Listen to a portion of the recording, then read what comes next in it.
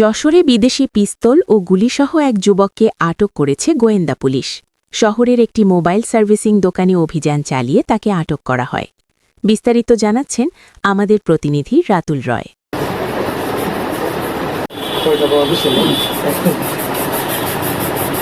যশোর শহরের ব্যস্ত সন্ধানী সুপারমার্কেটে অভিযান চালিয়ে আলী হোসেন নামের এক যুবককে আটক করেছে ডিবি পুলিশ।